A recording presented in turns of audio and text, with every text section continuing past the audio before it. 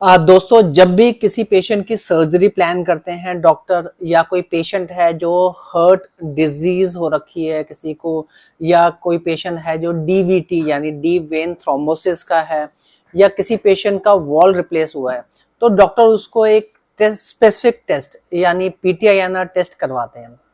तो जब भी डॉक्टर पीटीआईएनआर टेस्ट करवाते हैं तो हमारे मन में प्रश्न आता है कि ये टेस्ट डॉक्टर ने क्यों लिखा है। तो आज के वीडियो में हम बात करेंगे पीटीआईएनआर टेस्ट के बारे में। नमस्कार दोस्तों, मैं अजय कौशिक, आपका ब्लड टेस्ट एक्सपर्ट शीतल छाया डायग्नोस्टिक्स से। दोस्तों, शीतल छाया एक मेडिकल अवेयरनेस चैनल है जहां पे हम हेल्थ रिलेटेड टॉपिक्स पे बात करते हैं। अगर आपने अभी तक शीतल छाया चैनल को सब्सक्राइब नहीं किया तो प्लीज सब्सक्राइब करें। ये बड़ा इंफॉर्मेटिव चैनल है और आपको definitely day to day life में बहुत फायदा करेगा। तो अब वापस टॉपिक पे आते हैं। जो आज हमारा टॉपिक है वो है पीटीआईएनआर टेस्ट। पीटीआईएनआर टेस्ट की फुल फॉर्म होती है prothrombin time international normalised ratio. ये जो टेस्ट होता है इसमें दो भाग होते हैं। पहला भाग होता है पीटी यानी प्रोथ्रोम्बिन टाइम, जिसकी जो वैल्यूज होती है वो सेकंड्स में होती है, ठीक है ना। और जो आईएनआर होता है वो रेशो होता है, जो पेशेंट की वैल्यू उसको भाग करते हैं, जो नेशनल इंटरनेशनल लेवल का जो एक स्टैंडर्ड ले रखा है, और जो वैल्यू आती है वो आईएनआर रेशोज होते हैं। तो ये जो टेस्ट होता है ये देखने के लिए होता है कि हमारा खून कितना गाढ़ा है या पतला है, ये देखने के लिए ये जांच की जाती है। जैसे अगर हम देखें कि नॉर्मल जो पेशेंट होते हैं, जो नॉर्मल ह्यूमन बीइंग है, हेल्दी ह्यूमन बीइंग है, उनका जो नॉर्मल पीटी की वैल्यूज होती है वो 10 से 14 सेकंड के बीच में होती है, और जो आईएनआर का रेशियोज होते हैं वो 1.2 से नीचे होता है। तो ये तो नॉर्मल पर्सन्स के लिए होगी। इसका मतलब कि अगर कोई नॉर्मल पर्सन है तो उसकी इतनी वैल्यू होगी।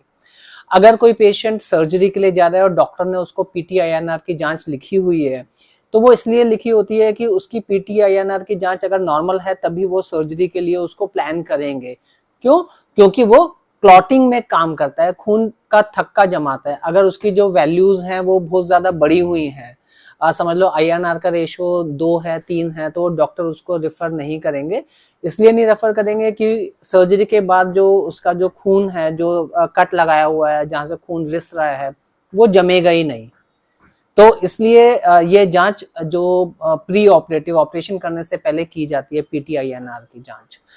जैसे अगर हमारे जो बहुत सारे पेशेंट हैं, आपने सुना होगा कि डीवीटी यानी डीप वेन थ्रोम्बोसिस, या जो पेशेंट्स होते हैं जिनके दिल में छल्ला डला होता है या वॉल्व रिप्लेस किया होता है, या जो पेशेंट हैं जो खून पतला करने की दवाइयां ले रहे हैं, जैसे एस्प्रिन या कोई भी इकोस्प्रिन दवाई ले रहे हैं जो खून पतला करने की होती हैं, जो कार्डियोलॉजिस्ट लिखते हैं, उनके लिए डॉक्टर, जो कार्डियोलॉजिस्ट डॉक्टर होते हैं, जो दिल के डॉक्टर होते हैं, वो इसको रेगुलरली लिखते हैं पीटीआईएनआर टेस्ट।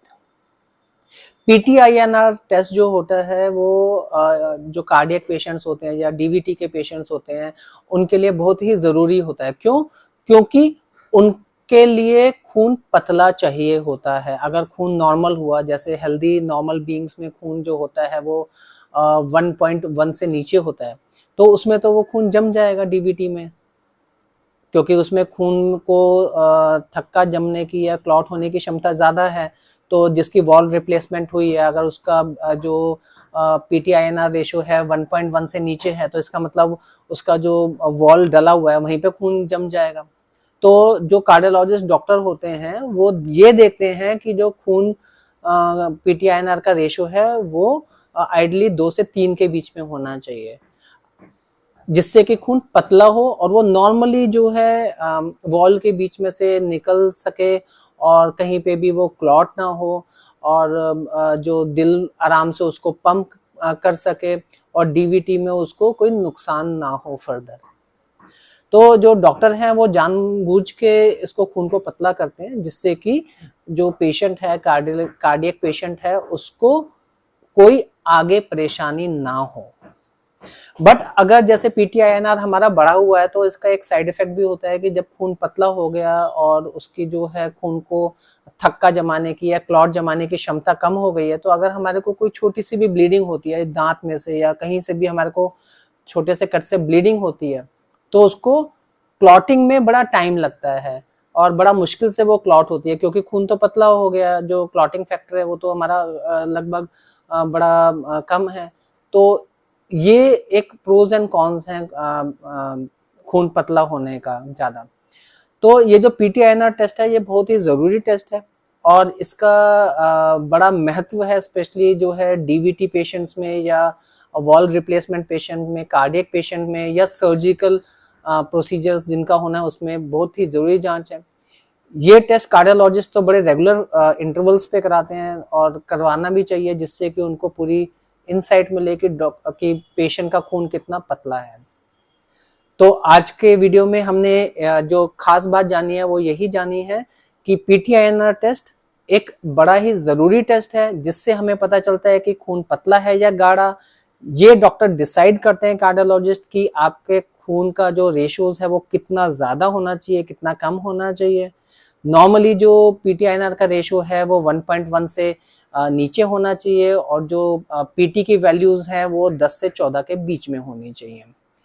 अगर आपके मन में कोई भी शंका है पीटीआईएनआर टेस्ट के बारे में तो आप हमारे को लिख सकते हैं, हम विल बी हैप्पी कि हम उसका आंसर करें स्पेशलिस्ट से बात करके। और आपको इस वीडियो से अगर कुछ अच्छा लगा हो तो डेफिनेटली इस वीडियो को शेयर करें। थैंक यू, आपने हमारा वीडियो इतने समय देके सुना। Thank you very much.